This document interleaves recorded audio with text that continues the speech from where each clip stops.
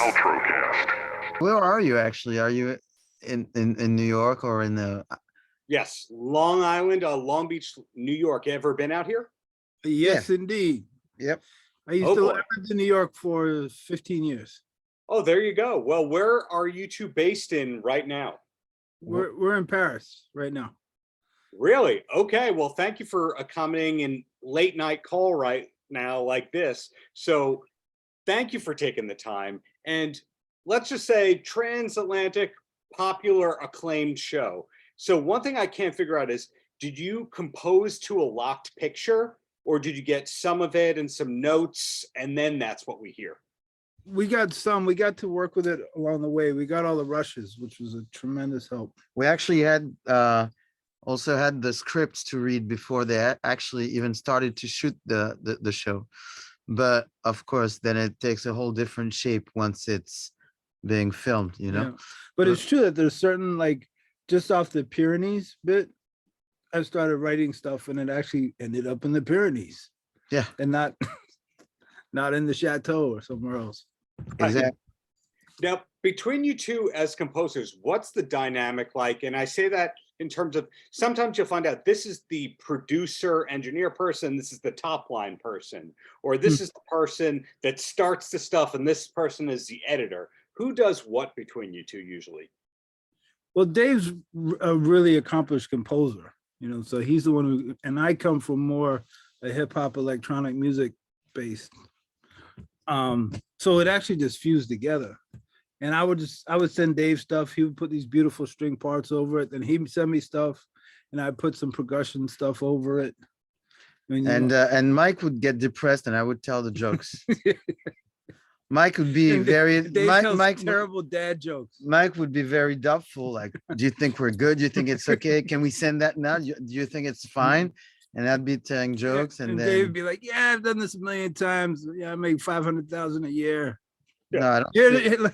We don't speak about money in that's right. We're in France. We're in we don't France. speak We don't about speak money. Right. You didn't say which currency that 500,000 was in. No. Yeah. Yeah, It could have been bought. Exactly. It could be Turkish dollars for all we know. Oh, whatever. Yeah. Those Turkish dollars. Those famous ones. Yes. But one thing I couldn't figure out from just reading about you two is, how did you two first connect as collaborators? Oh, we've been friends for over 20 years. You want me to tell a story? Or you tell a story? Tell the story. If you don't mind repeating something you've probably told 1,000 times, but it's new to me. No. I had moved over here because I fell in love with this incredible woman who's still my wife. And I had a band. At that time, I was touring a lot, sort of doing underground hip hop stuff. And Dave and I had met quickly in New York because he used to have a band in New York. I lived in New York for about 4 years. Yeah. So. And he was at Juilliard. And then, so anyway, my guitar player ditched me for, he got a job with this band called TV on the Radio. Probably the best choice he ever made. And I ran into Dave right at that time. And I was like, hey man, I need someone to go on the road. And so we toured together for like, he said, no, to be very exact. Let's try and be precise. Okay. He said, I have this tour coming, but I don't know what I'm going to do because I don't have a guitar player again. And I'm a pianist. I'm not a guitar player. So I play keyboards and piano. And he was like, well, I have this show tomorrow night in Paris. You should show up and I'll have like a keyboard plugged in for you. And that was it. Like, I didn't know what to expect, what music we would play. And so I went up for like 3 songs. And then when the show was done, he was like, well, we're playing Brussels tomorrow. And that was it. And we were on the road for like 6 months. So basically, it was the very day I got an apartment. I got my first apartment in Paris that day. And the minute I actually signed the lease to my apartment, Mike called me up and said, well, we're going to Brussels. Remember, we're picking you up tomorrow. And so I never lived in my apartment for the first 6 months because I was on tour with him. Yeah. Okay, good investment, I would still say, because it's, 20 years or so later, leading to composing for a Netflix series. Not bad, yeah. Yeah, and we've toured. That was the very beginning, but then we started touring, and Mike would tour extensively through Europe, And so I would play with him for, I think I've played with him for like 12 years. Easy. And then Yeah, we off and stopped on. playing together just because I had my own band and we toured and it worked actually pretty well. And so I did my own thing, Yeah. but we always were friends and I would always have him do things on my stuff and vice versa. And I have my own studio, so Mike would come here and it's actually where we are right now. And Mike, it's like equidistant from my place and his place. yeah, we live close to. And then Mike is actually my daughter's godfather. I mean, Wow. that's how we close. Yeah. That's how close we are.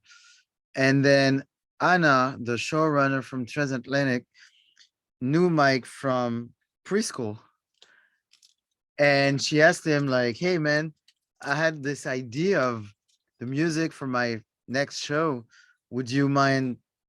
Can you think of that?" And because I was listening to your music, Mike had like this article, um, I think it was in the New York Times or whatever, Mhm. and she probably read it and it just popped up to her mind like, hey, I know this guy, he can do something on my show maybe.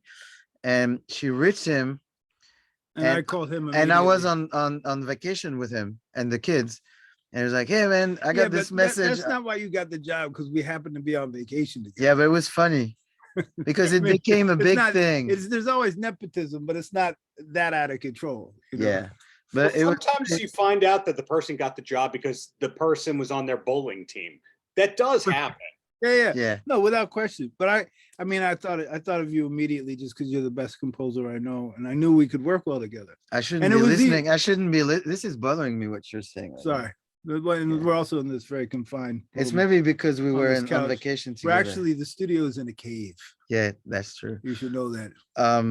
Studio question, if I can interrupt for a second. Sure. Are you very gear-oriented people? Like, is there 6 kinds of every synthesizer in your studio, or are you the people who have the plugins? Oh no, I don't like plugins. I don't use plugins, and I like the gear that I have. So like I got a old Mutron biphase, I got a Space Echo, I got an old EMS Synthy, and and then I have an MPC, and that's it. So I don't. Well, I can show you what I have, but it wouldn't sound great on the podcast. But I mean, when we're done talking, I'll take you for a tour of the synth room. Well, So, that's a unique thing, because some composers you find want to have everything, and then others go, oh no, I can make it sound good with enough mixing or enough patches or plugins. I mean, to me, it's not the way it's gonna sound. You can have something sound amazingly good with Mhm. plugins, no question about that. But also, you're not gonna compose the same way if you play on a Fender Rhodes or if you play on a fake one with a MIDI keyboard. Right. It's an issue of inspiration to me. It's not the sound. The sound will be great anyway. Like, we have very good sound engineers, we have very good plugins, we have very good compressors, very good headphones, very good speakers. No, your headphones are kind of crappy. No, they're great. Oh. But I mean, this is 2023. Come on, everything can sound great. Yeah. But I'm not gonna write the same way if I am on, If you're playing with weighted keys or unweighted keys. yeah, or even the filter, the way I'm gonna touch the filter on my MS-10 instead of doing it online, you know? Yeah. So it's more an issue of a process than a result to me. Yeah, I mean, that's always been the case. I remember I used to live with this guy, LP. Oh, yeah. Yeah, now Run the Jewels. Yeah. I mean, Well, he there's was- 2 LPs. There's that LP, and then there's a singer-songwriter, LP Laura, whatever, who's writing all the hits for the other people. So there's 2 famous LPs now. It's true. Maybe we I, should so I- call so I used ourselves to live with LP. Jamie. You know, Jamie made the first record on with EMS and a boombox. You know, so- Really? yeah. Like, I mean, you can make it's like it's what Dave's saying. It's all about process, and so Yeah. and you can really lose your head and your wallet in gear. I feel so. It's like, you know, like this studio is great, and it just has a select bunch of stuff. It's not like some sort of We're not trying showcase. to we're not trying to compete with a keyboard showcase room, Yeah. like showroom, but we have good stuff. Yeah, and you it's know? also not like, how many studios have you been in where they all have the Star Wars motif? You say There's that? like at least 3 Parisian studios I've been in where it looks like Yeah, I took the set of the Death Star and put it in my studio. that's true. Yeah. I We get don't have that. We don't have that. Well, transatlantic question for you. Sometimes when people are scoring or composing, it's 1 for 1, meaning like everything they're using is what I gave them. And other times you write extra stuff because okay, that's not going to make the cut. This isn't going to be good enough. This is going to get notes. In your case, was it a 1 for 1? Like they used everything you did, or there were leftovers? I have more leftovers than you do, Yeah. I think. I'm more like, I like working with the energy of the moment. So that energy only comes once or twice. So basically when I have a new sequence, I'll work on it for a while, but on that same idea for a while. So I don't have many leftovers because I'm probably gonna propose my idea. Mike will be like, so I have this 15 samples that you should try and 15 structures. Yeah. So I mean, it's more like, I essentially end up functioning like a library. And Yeah. then Dave's like, all right, I'll do the top line on your library, and then they'll let the editors pick the stems. I mean, there was a bit of that. I mean, I definitely landed a few nice top lines in the series. Yeah. I was like, oh, I wrote that, especially them because we recorded at Abbey Road. Yeah, we went to Abbey Road to record. And that experience for me to like hear something I'd written on my janky, like literally on a core, on a was it those little portable micro chord pad things? It's not even a keyboard. And then to all of a sudden hear a full orchestra play that in Abbey Road, it's it's a little life-changing. I don't care how blasé you are. I told him, I was like, yo, I said, Mike, I've been doing this thing for like 14 years right now, and I still have the chills when I hear the orchestra play my thing. And Mike's like, oh yeah, all right, sure. And then I saw him like getting like, ooh, Like, okay. Yeah, you just sort of get shimmery in the back. Yeah, exactly. I don't blame you. How many more prominent studios are there than Abbey Road anywhere in the world? Capitol is maybe close, but Abbey Road is the gold standard, I would argue. I would do something at Motown Studio if I could. I've heard a weird thing that the Motown studio is not the real Motown studio. I've heard it was, yeah, they rebuilt it like differently. Yes. That the real building that the Motown record label was out of is not the museum that you go to, that's the replica. I don't know if that's true, but that's what I've heard. I could work in at Sun Records too. Yeah, but is that I think it's still running. I think it's around? still running. Yeah. Wow. In Memphis. That is Memphis. My dream would be wherever Charles Stepney recorded in Chicago, that's where I would go in a heartbeat. But hey, you guys have taste. What can we say? You have taste. You've got skills as composers, beat makers, whatever you want to call it these days. So I've got 2 questions, and then I'll let you go if that's cool. Sure. Yeah, you can have more questions. It's actually a fun conversation. If they all start with a flattery like that, I mean, you can have. My wife doesn't need me home for another hour. Yeah, we're good. Well, when you have a big credit like Transatlantic on Netflix, a lot of people will be using that as the calling card for the next 6 years. But you two come from the band and producer backgrounds where you have to hustle. So do you know what's coming next, or is it really one project at a time for both of you? For me, it's one project at a time, and I've gone back to what I was doing. I mean, I still have like little documentaries and stuff like that I'm doing here and there, but yeah, my hustle never stopped, and it didn't stop during the process. It wasn't like, oh, I'm in Netflix now, excuse me. Not, so it at all. So yeah, I mean, and I think Dave's the same way. Dave's constantly working. We're both constantly working. I was just on the road. I got off the road a day ago, 2 days ago. Really? I got again. I play with, I don't know how many different projects right now. You seem very well adjusted and well rested for someone who just got off the road. It's France. They feed you and you can take a train. It makes all the difference in the world. I'm telling you, touring in Europe is not, there's no buyouts. There's no 13 kids in a van. You're not on somebody's couch. So they honor your riders. That's what you're saying? Yes. Okay. Yeah. And how? And Oh, it's crazy. It's a big difference. Well, are you able to compose when you're on the road? Yep. Yeah. I mean, there was one time with this one where, because I pretty much work just on an MPC, which is ridiculous probably to some people, but it's just that's my But go-to. it kind of And makes the sound of the show too. yeah.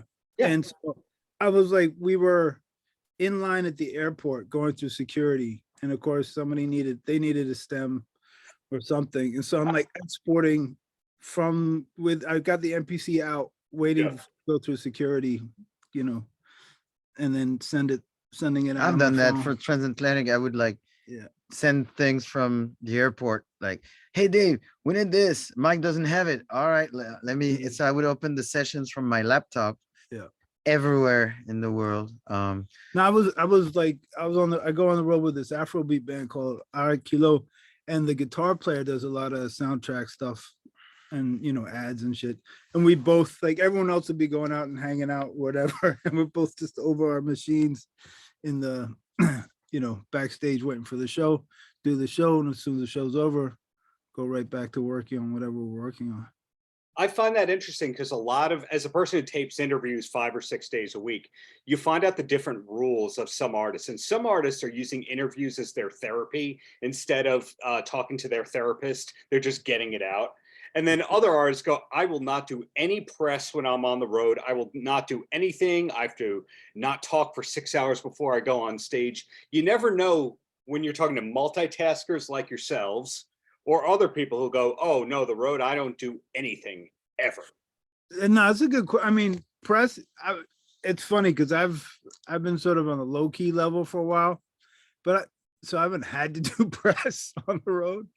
Well, I mean, but before a show, I mean, you definitely don't want to do certain. I stopped doing interviews before shows a long time ago, especially in Germany, because in Germany because they tell the truth. They're Yeah, like, your new album is not good. Yeah, Your new album is not good. So how are you gonna do it live? Exactly. It's like, okay. this record is no. Also, no. What they do is they'll like do a comment, but then like really insult you before they. This new record is very interesting because it's very light and it seems that there are people dancing around it, whereas your last album was dark and horrible and nobody liked it and it doesn't belong anywhere in any canon or catalog. Yeah.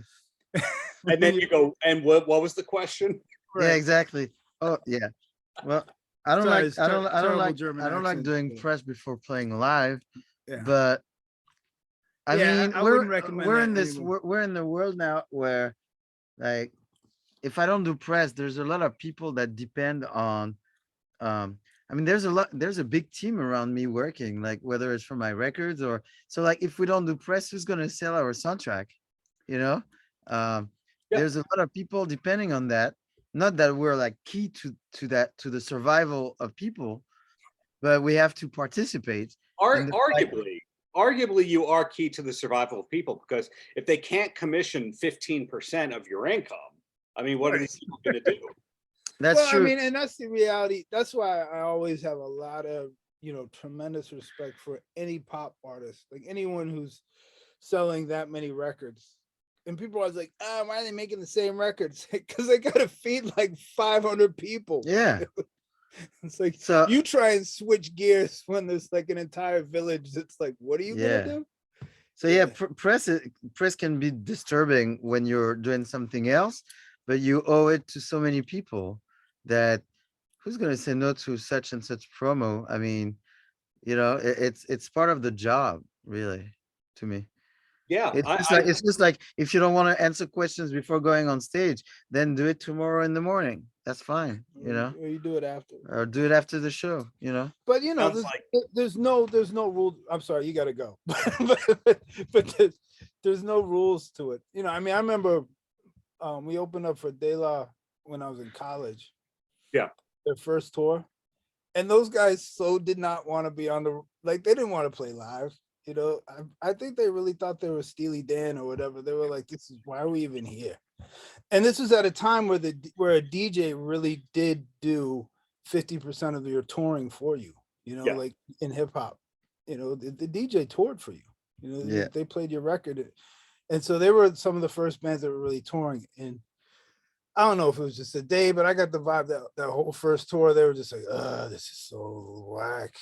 But you know, but their approach paid off in dividends, you know, I mean, in my opinion, they're if not my favorite, you know, they're definitely one of the greatest. So Yeah. there's no formula. That's for sure. There's no formula. So speaking of no formulas, what I was asking about before, what's next? Are we allowed to know what's next from either of you? Where to be looking for music next? Or is it to keep Yeah. up the mystique, we have to keep checking Instagram? No, as far as I'm concerned, what's next is I have like lots of movies lined up for soundtracks for this year. Like lots, probably too many, but since they're French movies, like I don't think the directors or producers will hear the podcast because they're in France and they're too busy being busy, you know? I mean, a lot of French stuff gets consumed here with the subtitles. Like, for example, one of my favorite shows from the last 2 years is Call My Agent. And the Yeah, people of who course. got that. Yeah.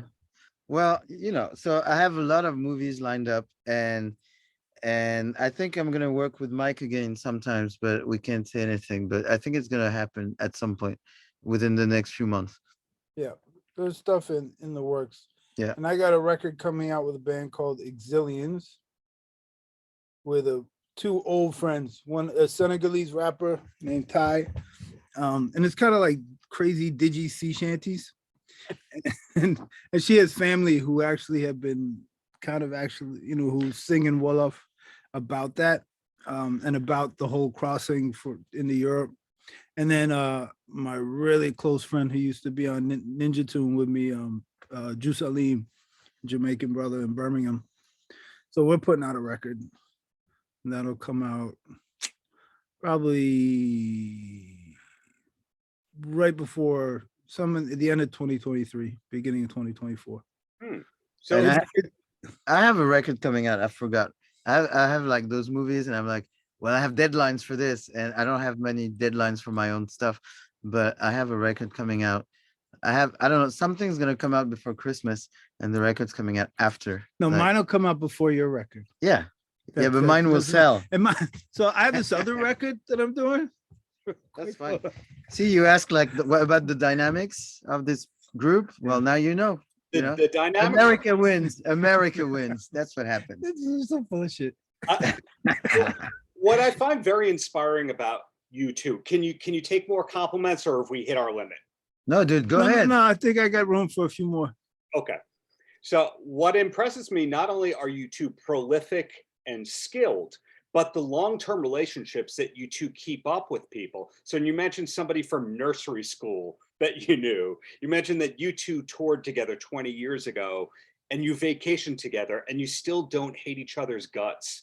And this isn't the last project. You also don't have to do the farewell tour. This is our last collaboration. It's interesting to see that you can be so interesting for such a long term with your friends. And I don't do any drugs anymore. Yeah, me neither. So well, I drink. I don't know if that. I'm still convinced I'm not interesting since I stopped taking drugs, but it means that I can keep my friendships. I don't burn bridges. I mean, well, there's one thing is like we're very similar, but we're very different. Mm-hmm. So it kind of makes the whole adventure pretty entertaining. Yeah. Like Mike is from the US and a bit older than I am. I'm like this Jewish dude from Paris, and we met and it works and it's weird, but it's just because we're smart. I mean, not smart as like we're smarter than the neighbors or anything, but we're smart like we know that it's something that we have to how would you say that? I don't know. I'm trying to think of this 80s movie with Gregory Hines and Billy Crystal. Oh, I don't know. Anyway, it doesn't matter. Look marvelous in it, or it was like no, but something nice. We have to cherish because we're so different in a way. Yeah. And Dave's incredibly positive and like just a really supportive person, so that's always good. Well, so is Mike. Like, you're always up. Like he doesn't know about it, but he's gonna get me food when we're done. You know, he's like that kind of supportive person. Well, yeah, you're in France. You eat dinner at 10 o'clock. I get it. Yeah, pretty much. Yeah, you do actually. I ate though already. Yeah, I haven't eaten yet. Yeah, I'm Anyway. still, yeah. Well, Listen, let's it's not great to see you. prolong that starving, but thank you both for your time. Paltrocast.